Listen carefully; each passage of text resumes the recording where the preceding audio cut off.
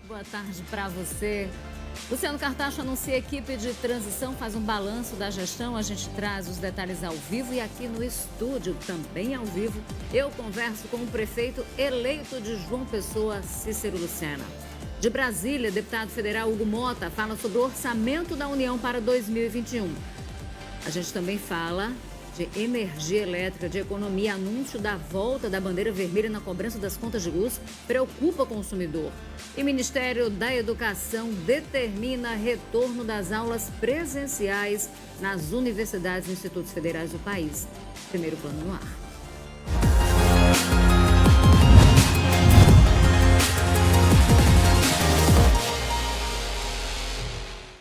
O anúncio feito pela Agência Nacional de Energia Elétrica da retomada das bandeiras tarifárias na conta de luz tem preocupado muita gente. Bandeira tarifária vermelha. Quem vive do salário mínimo, quem já vive no vermelho, né? Não sabe mais que malabarismos fazer para conseguir equacionar as contas. Lembrando que a contagem pela bandeira vermelha foi suspensa no mês de maio por causa da pandemia da Covid-19, mas voltou ao normal desde ontem, quase um mês antes do prazo previsto pela empresa, pela ANEEL, que havia anunciado a bandeira verde até o dia 31 de dezembro. A história de seu José Severo é igual à de muitos brasileiros, para quem sobra contas a pagar e falta dinheiro. Aposentado por invalidez, ele sobrevive com um salário mínimo como renda fixa da família, sendo a maior parte do dinheiro destinado à compra de medicamentos. E diz que quando junta com alimentação e gás de cozinha, aí não sobra quase nada. E agora, com o aumento das tarifas de energia, diz que vai ficar difícil para fechar o mês.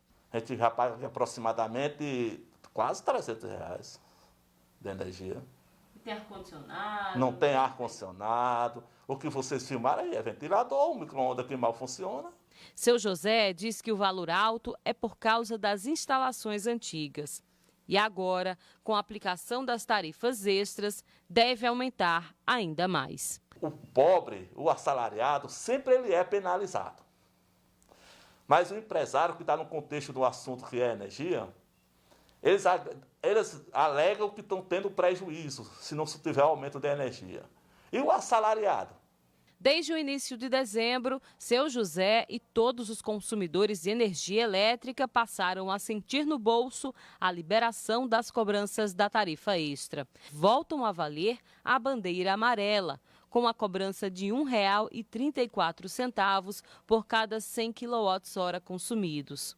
E a bandeira vermelha em dois patamares, R$ 4,16 e outro de R$ 6,24 para cada 100 kWh. Se você for fazer as contas, você vai ver que a situação do brasileiro não está boa.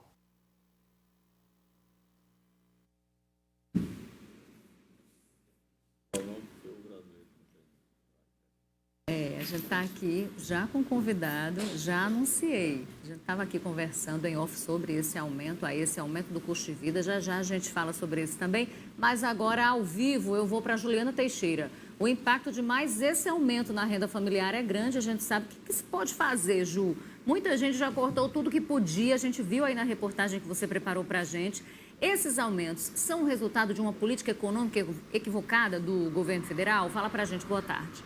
Boa tarde, Rejane. Pois é, política econômica que havia prometido privatizações, reformas, entre elas a tributária, e que até agora a gente ainda não percebeu, aliás, vem percebendo a falta, de todas essas ações. Vou conversar com quem sabe mais sobre esse assunto, que é o economista João Bosco. João Bosco, o que a gente pode apontar em relação à gestão federal, ao governo federal, para esse retorno negativo para o consumidor e para o brasileiro no geral? Boa tarde. O que tem acontecido é que o governo não conseguiu, ele não foi capaz de dar uma demonstração clara de qual é a sua linha de atuação e a sua política econômica. Muitas ideias são muito interessantes, muito bacanas, reformas que são necessárias, porém, não houve aquela comunicação e nem aquela empatia com a população, nem com o Congresso. Por isso que permanentemente nós estamos enfrentando um embate, talvez até desnecessário, de ideias para ver qual é a melhor forma de colocar essa política econômica nas ruas. E diante dessa situação, né, diante de tantos erros, como é que o consumidor brasileiro ele pode se ajustar a tantas contas? Olha, apesar de toda a dificuldade, a gente vislumbra que nós vamos ter um 2021 melhor do que agora. As famílias vão ter que fazer um ajuste ainda, mais do que o que já aconteceu agora em função do isolamento, para se preparar para essa virada de ano, né? Mas com uma boa perspectiva. Então, o que a gente aconselha às pessoas é que este é um momento de você colocar tudo na mesa, né? Colocar tudo numa planilhazinha e verificar qual é a sua real situação nesse momento para ver como vai entrar o ano de 2021. Será um ano em que a gente vai ter mais empregos, né? Será um ano em que a gente vai ter uma economia em franca recuperação, não tão rápida, mas crescendo, certo? Só que você, enquanto cidadão, você, enquanto família, tem que se preparar para entrar bem embasado nessa situação. Para quê? Para que o seu processo também de recuperação, enquanto família, enquanto consumidor, ele seja também adequado e mais rápido do que aquilo que você suporta. Ok, João Bosco, muito obrigada pela sua participação. Tá aí, Rejane, em outras palavras, né, fazer aquele planejamento familiar e financeiro, que é difícil, né, ajustar aí essas contas, mas com boas perspectivas, segundo o João Bosco apontou aqui pra gente. De volta contigo aí no estúdio. Tá quase que impossível, Juliana. É exatamente por isso que a gente tem visto tanta gente saindo ali da pobreza, indo para a miserabilidade, né? A quantidade de brasileiros pobres aumentando, o custo de vida só aumentando também, qualidade de vida despencando. Vamos ver o que pode acontecer por aí. Enfim, a gente espera que o Brasil retome a economia com a vacina, as vacinas da Covid. A gente espera que esse assunto também não seja tão politizado daqui para frente, partidarizado, na verdade. Espero também que a reforma tributária, né, nos traga alguma luz nesse sentido. Já já a gente fala sobre ela. Mas agora a gente fala sobre a diplomação dos candidatos que foram eleitos, né? O presidente do Tribunal Regional Eleitoral da Paraíba, o desembargador Joás de Brito, ofereceu 3 opções aos juízes eleitorais para a diplomação dos eleitos. Primeiro, evento com a presença de convidados, mas seguindo os protocolos sanitários. Segundo, diplomação por meios virtuais. Ou, terceira opção, a simples emissão do diploma pelo TRE sem o evento presencial. Em João Pessoa, a decisão vai depender do juiz Fábio Leandro, da 64ª Zona Eleitoral. O magistrado pediu informações sobre as condições sanitárias da capital, né, ao governo do estado, para decidir qual opção vai adotar. De acordo com a Secretaria de Estado da Saúde, a bandeira de João Pessoa no plano novo normal atualmente é amarela. Se ela for reclassificada para o laranja, os eventos não vão poder ocorrer presencialmente. O secretário executivo de Saúde, né, Daniel Beltrame, diz que a nova classificação ou uma nova classificação das bandeiras vai ocorrer, aí deve sair no dia 14. Esperemos, então, o que virá pela frente. Então, vamos atualizar com isso os números da Covid para você. A Covid-19 aqui no estado. A Paraíba tem 145.794 casos confirmados já. O número de mortes confirmadas também subiu, 3.305 casos. São 541 novos casos e mais 10 mortes dentro de um prazo de 24 horas. Lembrando que o boletim sempre é atualizado ao final da tarde. A ocupação de leitos de UTI em todo o estado é de 52%. Na região metropolitana de João Pessoa está em 64%. Perceba que houve um crescimento. Em Campina Grande, o número está mais tranquilo, não está tão crítico, por enquanto, 31%. Já no Sertão, a ocupação continua alta, com 68% dos leitos de UTI já ocupados, já com pacientes. 467.245 testes de Covid-19 foram feitos no estado até aqui, ou seja, pouco mais de 10% da população foi testada. Vamos falar agora de eleições.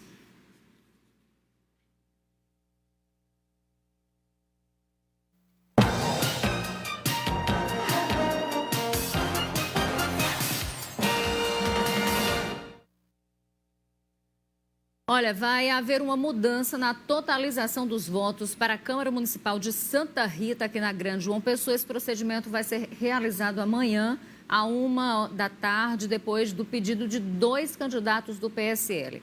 As candidaturas de Paulo Cedês e Maria Conceição ainda aguardavam ali uma análise da Justiça Eleitoral. A decisão foi da juíza Israela Cláudia da Silva Pontes, da 2ª Zona Eleitoral, que convocou representantes dos partidos políticos do Ministério Público Eleitoral e da OAB do Estado para participar dessa retotalização. O edital foi assinado ontem, publicado no Diário da Justiça, o Diário Eletrônico. Paulo Cedês teve 136 votos e Maria Conceição apenas 1 voto. E olha, ele recebeu 185.055 votos. Aqui foi eleito prefeito de João Pessoa domingo passado. E eu converso agora com Cícero Lucena, do Progressista. Prefeito eleito. Cícero Lucena, seja bem-vindo. Boa tarde. Boa tarde, Regiane. É um prazer.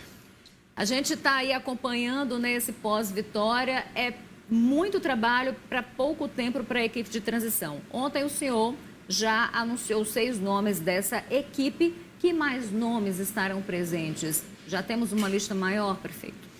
Bom, todos eles estão devidamente autorizados a, em suas áreas, convocar aqueles técnicos e profissionais que possam colaborar com a equipe. Por exemplo, a área de saúde, convocar outras pessoas para ajudar, na parte da educação também, da infraestrutura, da gestão.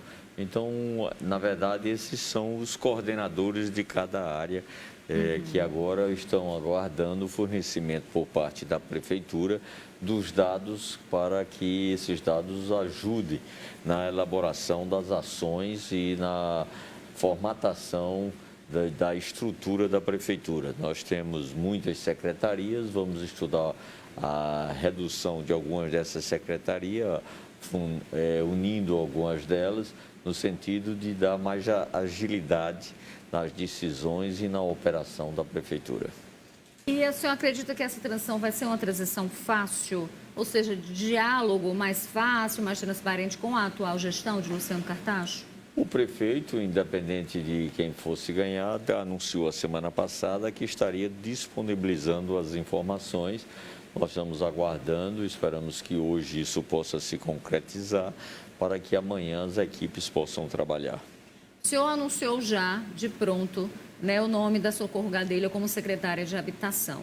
Que mais secretários nós já pudemos anunciar aqui em primeiro plano? Socorro foi um compromisso que eu dizia já de campanha, então cumprindo os meus compromissos de campanha, porque para mim é uma das melhores técnicas do Brasil dessa área e nós sabemos da importância da Prefeitura olhar para a gestão da moradia. A moradia completa, com habitabilidade e também com todas as preocupações de saúde, de educação, de mobilidade urbana.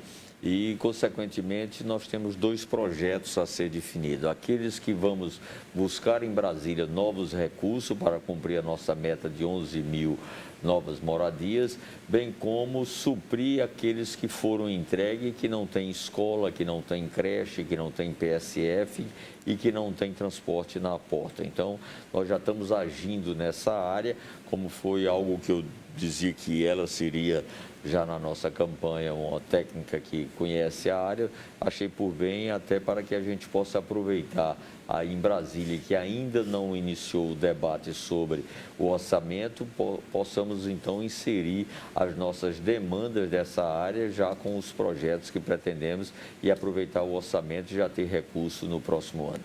Agora, prefeitos, de uma forma geral, e o senhor vai também herdar isso, tem reclamado da queda no repasse de recursos, por exemplo, do FPM.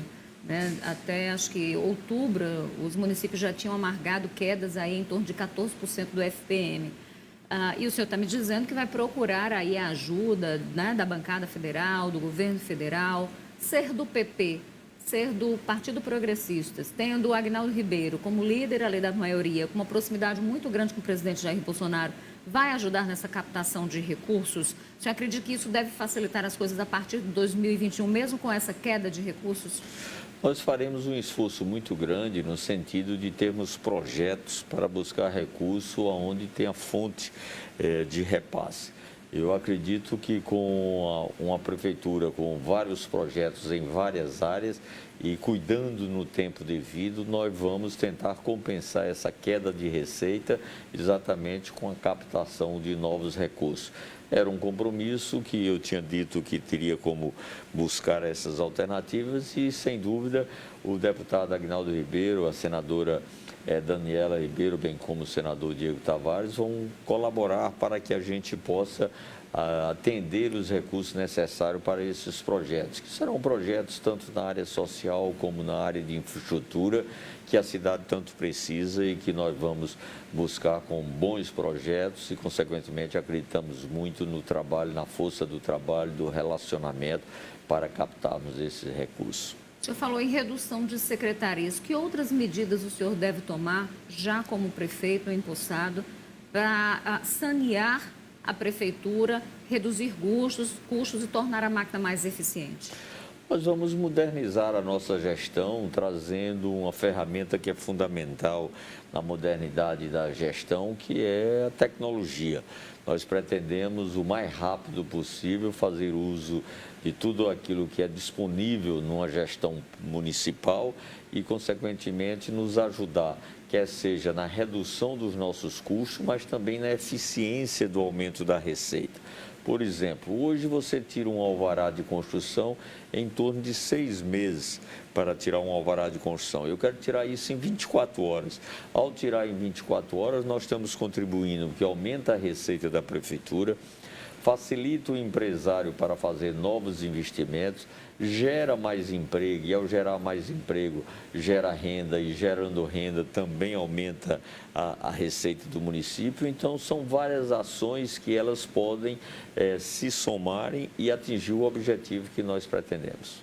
O senhor deve contar com uma bancada aliada forte, já fortalecida, assim que tomar posse ali, porque vários partidos do arco de alianças aí que ajudaram na sua campanha, na sua eleição, estarão ali representados na Câmara.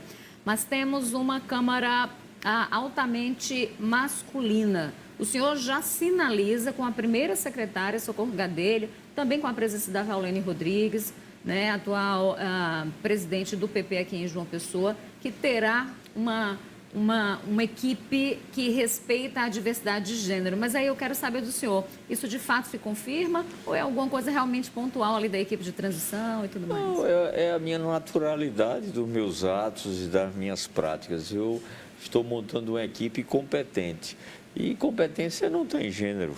Competência, tanto tem mulheres como homens que são competentes. Eu tenho uma felicidade de estar cercado, né, de mulheres competentes e, consequentemente, terei o prazer de contar sem essa necessidade de estar fazendo balanceamento da quantidade, calculando. Não, acho que são profissionais por demais competentes que vão me ajudar a enfrentar os problemas da cidade e, consequentemente, encontrar suas soluções. Analistas avaliam que há uma série de desafios para a próxima gestão, né, que o senhor vai tocar, como, por exemplo, a questão de obras, que é preciso que se dê continuidade. Há exemplo da revitalização ali da Barreira do Cabo Branco, da obra ali também, da própria revitalização da Avenida Epitácio Pessoa, que desemboca na questão de um trânsito mais fluido. Qual a atenção que o senhor vai dar para essas obras? Olha, as obras que tiverem recurso e que atenderam exatamente a necessidade da população, obviamente que nós temos que tocar como um ato de responsabilidade, porque com o dinheiro público não deve se brincar, deve ter responsabilidade. E aí eu considero isso como uma coisa natural e normal da gestão. O que nós vamos fazer é buscar mais recursos que João Pessoa está precisando. Hoje mesmo tive já reunião com o governador João Azevedo para que a gente pudesse iniciar traçando as ações que podemos fazer em parceria, quer seja na mobilidade urbana, na área de saúde, na área de educação, na área de desenvolvimento econômico, de geração de emprego e renda. Então, nós estamos cumprindo aquelas etapas que dizíamos em campanha que iríamos fazer e, graças a Deus, já iniciamos mesmo ainda essa semana, que estamos no terceiro dia, praticamente, pós o resultado da eleição. Com relação ao empréstimo que foi feito pela atual gestão de 100 milhões de dólares junto ao Banco BID, o Banco Interamericano, e que não foi usado, qual a destinação que o senhor pretende dar a esse dinheiro? nós vamos primeiro tomar conhecimento quais são os verdadeiros objetivos desses empréstimos e, consequentemente, vamos executá-lo naquilo que for benéfico à cidade de João Pessoa. Com esse compromisso, é um dinheiro carimbado, é um dinheiro que terá que ser gasto conforme os projetos e, se em determinado momento se identificar alguma necessidade de adaptação a esse modelo nosso de gestão, nós iremos propor ao BIRD e caberá ao BIRD fazer a análise da alteração ou não. Existem alguns problemas, alguns calos hoje dentro de João Pessoa. Quando a gente fala de centro da cidade, não só da questão de revitalização, mas de toda uma comunidade que vive ali no Porto do Capim, né? A comunidade da Nassau, que também integra o Porto do Capim. Ainda hoje existe uma dificuldade de diálogo muito grande da atual gestão com essa comunidade para a construção daquele parque que ali, né, se pretende fazer. Nesse sentido, que tipo de diálogo, o senhor pretende manter diálogo com essas pessoas e para poder tocar a obra respeitando a natureza e a história daquelas pessoas naquele lugar? Com certeza, senão não é um diálogo verdadeiro. Se você diz que dialoga e não escuta, você não está dialogando. Então, eu tenho sim a responsabilidade, a prática de vida de a gente exatamente discutir aquilo que está proposto com aqueles que são mais diretamente interessados. Então, nós faremos isso com muita tranquilidade, tá certo? Como sempre foi a minha prática de gestão. Nada melhor do que você ouvir os contraditórios para que você termine tomando a melhor decisão. E isso eu farei com muita tranquilidade. Prefeito, com relação aos cargos comissionados, muitas pessoas, prestadores de serviço, muitas pessoas com medo aí de desemprego. A gente sabe que 2021 não vai ser um ano fácil. Nesse sentido, como é que o senhor pretende também coordenar essa questão? O senhor pretende fazer concurso público também para moralizar a forma de entrada na Prefeitura de João Pessoa? Geração de emprego e renda a partir de 2021 nesse sentido. Como é que o senhor pretende equacionar? Geração de emprego não é necessariamente empregar no poder público. No primeiro momento, nós temos a cautela de não sair perseguindo ninguém e não o faremos. Agora, nós temos um espaço a crescer. Existem vários serviços que eu pretendo ampliar na Prefeitura, que pode ser, vamos dizer assim, haver remanejamento das pessoas no sentido de que possam corresponder a esse serviço. Por exemplo, eu pretendo voltar a ter 100% de cobertura do PSF. Vai demandar mais gente, equipes completas. Obviamente que nós vamos fazer remanejamento de pessoas para ir para essa área. Como também da educação, voltar a garantir na educação vaga para todos, né? E também avançarmos na área de tecnologia. Então, nós temos várias ações, principalmente na área de saúde, que vai demandar mais serviço. E ao demandar mais serviço, vai precisar de pessoas. Eu espero, o primeiro momento, não demitir, fazer exatamente o remanejamento dessas pessoas para que seja preservado esses empregos, principalmente nesse momento de crise, que tenham a responsabilidade de saber qual é o papel do poder público. Educação na escola pública, como o senhor pretende tratar? Nós vamos discutir, temos que estudar a forma de voltar a funcionar, os protocolos que estão sendo discutidos, tanto vamos iniciar o debate com um comitê intersetorial, para que no caso das particulares possamos ouvir os donos de escola, os profissionais que trabalham na área, bem como os pais, da mesma forma ter essa mesma visão para o serviço público, sendo que no serviço público o protocolo terá que ser cumprido pela própria prefeitura, né? Na iniciativa privada, pelas escolas particulares. Então, também discutiremos isso e, consequentemente, pretendemos inserir a tecnologia de forma rápida e eficiente para que possa diminuir no primeiro passo, em primeiro momento, esse fosso que existe entre a educação particular e a escola pública, que é um compromisso meu e assim o farei. Cícero Lucena, prefeito eleito de João Pessoa, parabéns pela vitória, boa sorte na gestão e a gente agradece a sua presença aqui em Primeiro Plano. Eu que agradeço a oportunidade, inclusive, do sistema de ter me oferecido as entrevistas para que eu pudesse levar a mensagem ao eleitor da nossa cidade e agradecer a toda a militância, a todos aqueles que confiaram a gente e principalmente a Deus por essa oportunidade de voltar a ser prefeito pela terceira vez dessa cidade, mas sempre renovado no compromisso de cuidar e fazer o bem a essa cidade. Muito obrigado. Muito obrigada. E olha, a ex-candidata a prefeita de Campina Grande pelo Podemos, Ana Cláudia Vital do Rego, está de volta à equipe de secretários de governo da Paraíba. A nomeação assinada pelo governador João Azevedo e publicada na edição de hoje do Diário Oficial do Estado é para a pasta de articulação municipal. Ana havia deixado o governo para concorrer à prefeitura da Rainha da Borborema, ficou em segundo lugar com 44.313 votos, perdeu para o Bruno Cunha Lima, do PSD, que tem o Lucas Ribeiro, que é do Progressista, como vice-prefeito. E o prefeito de João Pessoa, Luciano Cartacho, falou sobre a equipe de transição hoje, né? Ele que vai entregar a prefeitura para Cícero Lucena e fez um balanço das duas gestões. Vamos falar ao vivo com a repórter Juliana Teixeira. Ela vai trazer os detalhes, acompanhou tudo para a gente. Ju, e aí, com você, o que é que temos de novidade? Rejane, e o prefeito eleito Cícero Lucena, que está aí ainda com você em estúdio, o prefeito Luciano Cartacho disse que vai deixar 354 milhões de reais em caixa, pagamentos em dia, precatórios e também sem dívidas na Previdência.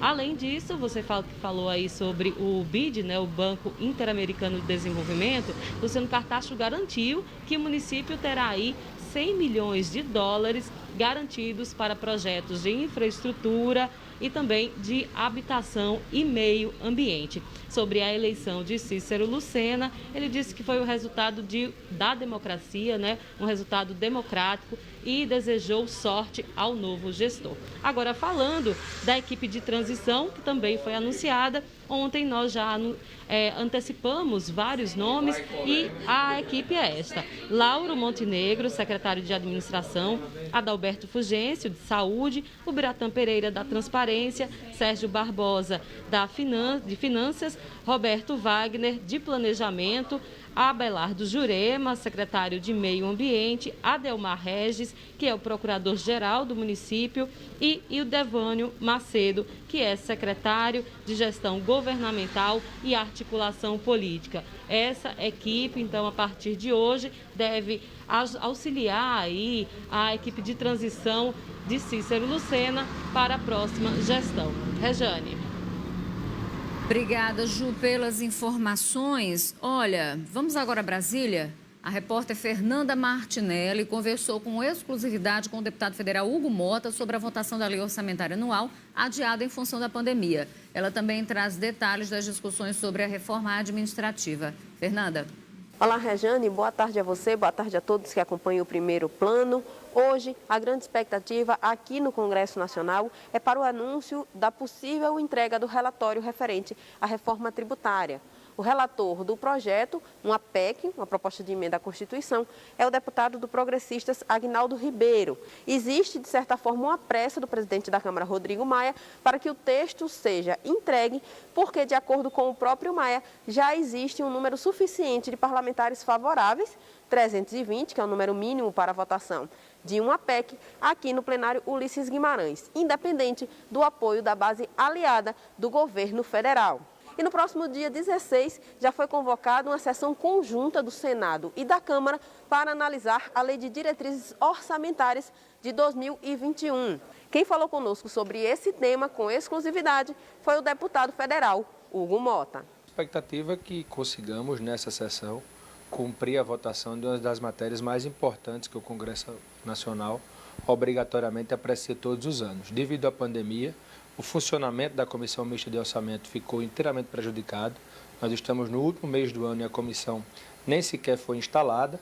E vendo esse acontecimento, o presidente do Congresso Nacional, o senador Davi Alcolumbre, determinou que no próximo dia 16 a matéria vá diretamente ao plenário, sem a necessidade de passar na CMO, porque ela não está funcionando, e lá possamos votar essa matéria que será muito importante para garantirmos minimamente o início dos trabalhos e do funcionamento da máquina pública para o ano de 2021. Além da LDO, Lei de Diretrizes Orçamentárias, Rejane, também vão ser analisados 22 vetos presidenciais, entre eles em relação a projetos referentes à agricultura familiar e também a mudanças no Código Nacional de Trânsito.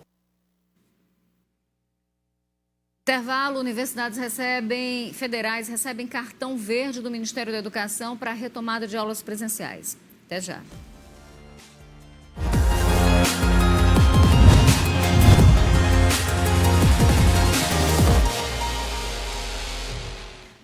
Olha, universidades federais de todo o país devem retomar aulas presenciais já no início de janeiro. A gente tem um documento do Ministério da Educação, que a gente vai soltar aí para você, para que você possa acompanhar com a gente exatamente aquilo que disse o Ministério da Educação. Você está vendo aí na tela, mas a repórter Juliana Teixeira, inclusive, ela tem os detalhes, ela está por dentro desse assunto, né? E ela vai trazer para a gente também o que disseram a respeito disso, tanto a Universidade Federal da Paraíba, o reitor da Universidade, Valdinei Veloso, quanto o Sindicato dos Professores da Universidade Federal da Paraíba. Mas, Ju, ainda falando sobre esse documento, o que diz o documento do Ministério da Educação, hein? Pois é, Rejane, o documento pede que todo o sistema de biossegurança seja aí adaptado pelas universidades, assim como que as universidades também disponham de equipamentos tecnológicos que possam aí reverter o quadro, né, das aulas que foram feitas de forma remota, ou seja, tentar diminuir aí o déficit que houve durante essas aulas remotas. E, a partir de então, dessa decisão, as aulas remotas passam a não contar como dias letivos, ou seja, estava equiparado, né? Antes, aulas remotas era como se houvesse aula presencial, mas a partir desse documento passa a não valer mais. E, além disso, né, a gente conversou com o Fernando Cunha, que é presidente da ADUF. Ele disse que realmente há uma preocupação com os estudantes, né, com o aprendizado dos estudantes, mas disse que o momento ainda requer muita atenção e que não sabe como a universidade vai ser capaz de dar conta de tudo isso a partir de agora. Ele disse que o MEC foi irresponsável ao lançar uma medida como essa. Em relação a Valdinei, que é o reitor eleito, não é? Que ele disse que ainda deve se reunir com os conselhos para construir uma decisão conjunta. Ainda não deu posicionamento dele, mas diz que a partir de segunda-feira pode, então, apresentar aí o que é que a Universidade Federal aqui do estado da Paraíba pode fazer. A gente lembra, né, que o orçamento das universidades teve aí um decréscimo nesse último ano e o que a gente percebe é que realmente vai ficar bem complicado de se atender a essa nova demanda, tendo em vista, né, parece que o MEC não conhece as universidades públicas ao se posicionar dessa forma. Rejane. Obrigada, Ju. Pois é, não conhece as universidades, não conhece a realidade das universidades e está desconsiderando uma situação de pandemia que é muito complicada. A gente tem aí a curva de contágio subindo no país inteiro, a Paraíba não é diferente. Já foram abertas novas UTIs, inclusive aqui no estado, esperando aí um novo pico da doença, porque a gente tem mostrado que na Paraíba as UTIs, né, os leitos de UTI estão sendo ocupados, né, de uma forma muito mais forte por conta do avanço da doença. Então, vamos esperar, ver no que é que vai dar essa história e ver a repercussão de tudo isso, né, no decorrer da semana. Obrigada pela companhia, eu fico por aqui e você fica agora com muito mais.